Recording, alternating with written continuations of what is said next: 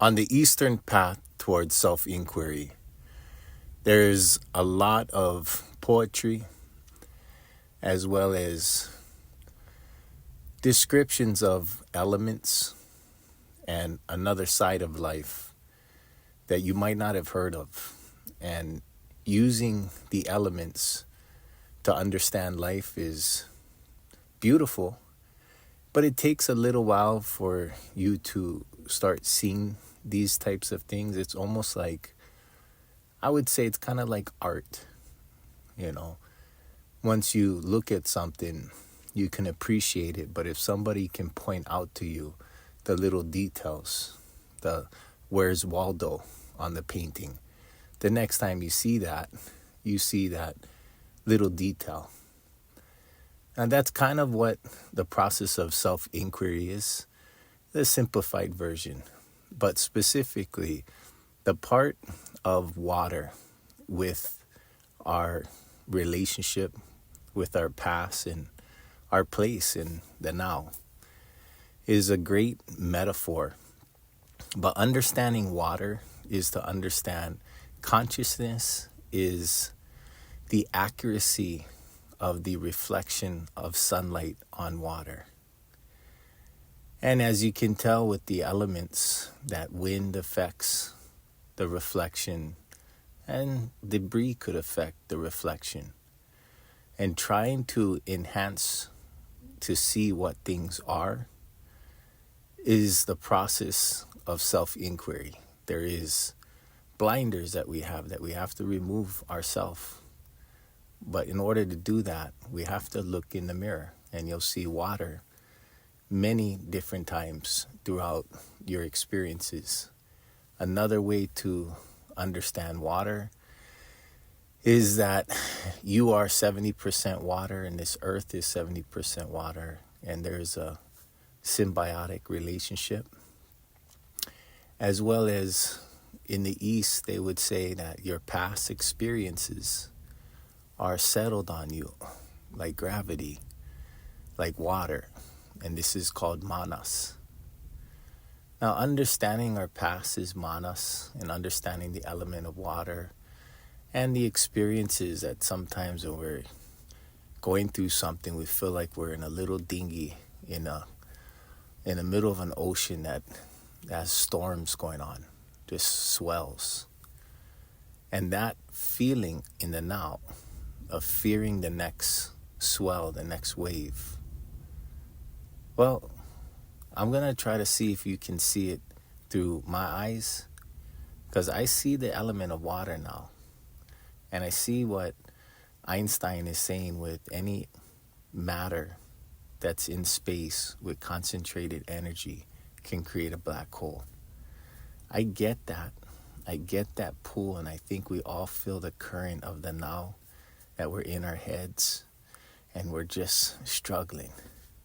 And the more that I see this, I'm realizing the principles of the ocean really apply in the now for this metaphoric black hole that's in our head, is to apply physical properties. And this is really surfing and the art of body surfing, believe it or not. I'm hoping that you have no awareness of surfing or body surfing, your blank canvas. And for those of you that have a relationship with the ocean, I hope I do you proud. So the first thing is to understand Einstein.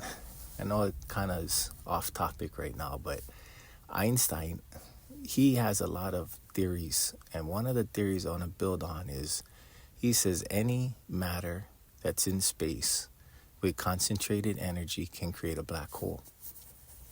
Now, using this literally and metaphorically, I started seeing black holes in my mind. And when you understand that there's a whole bunch of black holes, for me, I started seeing an ocean and I started seeing waves. And I started seeing these black holes as waves itself. And if you love the ocean, if you can look at a black hole, you might see that this is the motion of the ocean. This is the way a wave breaks, and every wave is different. I'm sure every black hole is different. But there is fundamental principles that always go on, that will always be that way. And this is because of Mother Nature. And if you know Mother Nature, well, you can have a lot of fun. And ancient Hawaiians, somebody long time ago, figured out, hey, let's take this piece of wood and see if we can go surfing. And 1,000 years later, look at this. We have surfing right now. Is it possible that the idea of surfing and feeling the current and knowing what to do would help you in the now?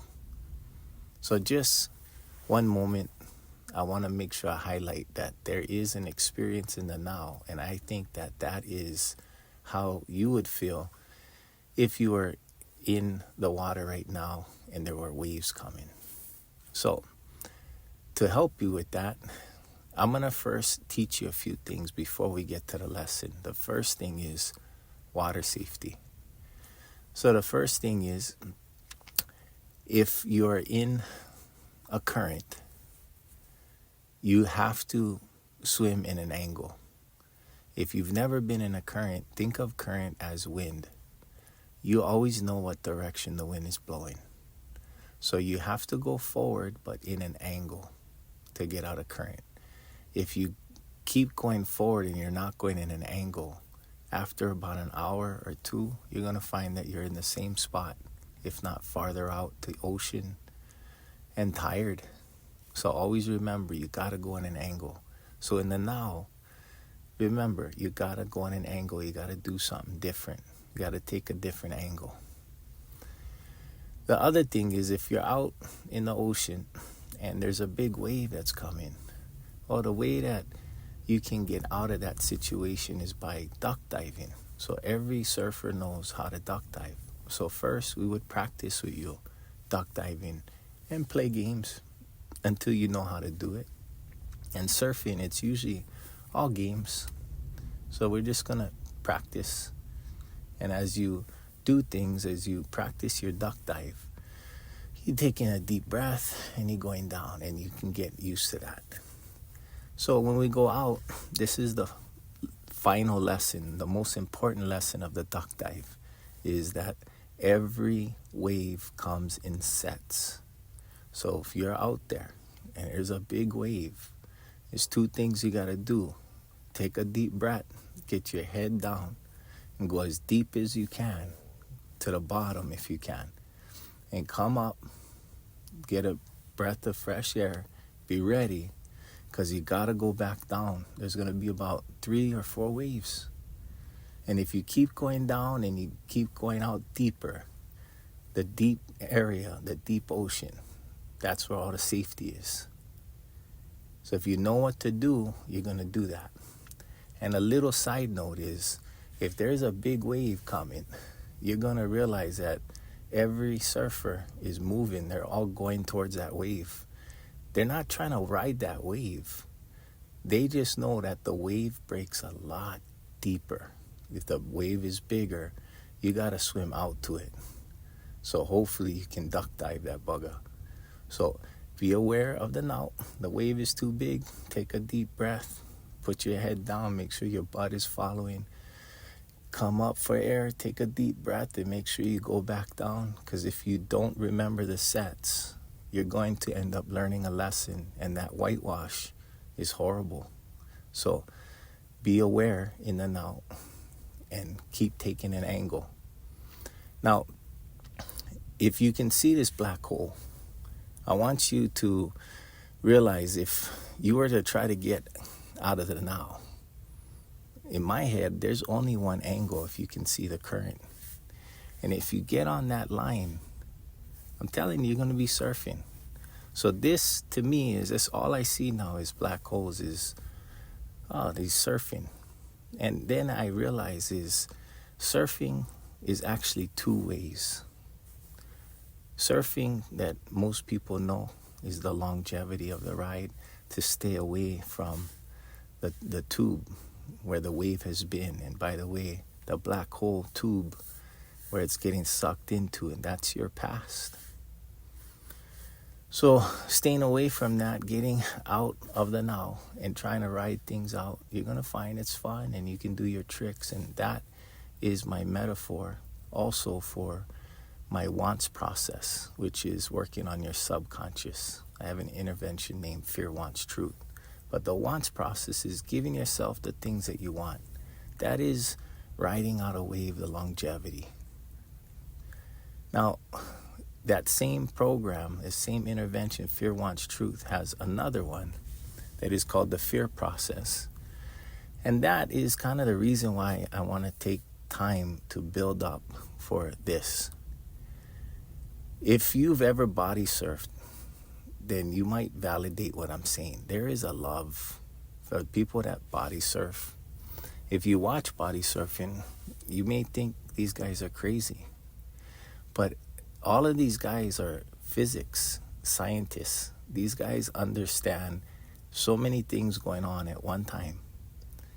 And they're just in the moment. And most guys are just in the tube for like 3 or 4 seconds. When you body surf, it's just you and Mother Nature. And if you're in the right spot, it's the best thing. She spits you out to the ocean. But if you're in the wrong spot, then she'll spit you out somewhere else. And yeah, you can get hurt, but at the end of the day, what everybody's talking about is all of the moments that we got worked. And then you let it go. And then the next day, if you're lucky enough, you can go body surfing again. Now, taking that mentality to live life, live in the now, is to open your eyes and realize that you may be on waves or trying to avoid waves. And being in the middle of the ocean, fearing the next thing that's coming, you're sitting duck. So if you're open to trying to do something different, try to check out my Fear Wants Truth and apply that every day and see if you can go into that you fear. And you might realize what every body surfer is looking for is that perfect tube. And when you do these tricks, you're working on your fears and your wants. You're going to realize that all these waves are small. You're looking for bigger waves. You're looking for bigger pipelines, bigger tubes. And soon enough, you're going to be looking for the 100-foot wave. And you're going to live life letting all the small ones go and just waiting for the 100-foot wave. Good luck on your journey. Aloha.